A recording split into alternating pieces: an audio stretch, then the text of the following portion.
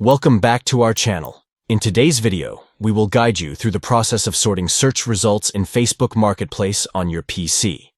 Let's get started. Step 1. Open your Facebook feed and click on Marketplace in the left menu. Step 2. At the top of the page, you'll find a search box. Type in something specific that you're looking for, then press Enter or Return to initiate the search. Step 3. Once the search results appear, locate the Sort By option. Step 4. Click on Sort By and a drop-down menu will appear. From there, choose how you want to sort your search results based on your preferences, such as relevance, price, or date posted. And there you have it. By following these simple steps, you can easily sort search results in Facebook Marketplace on your PC.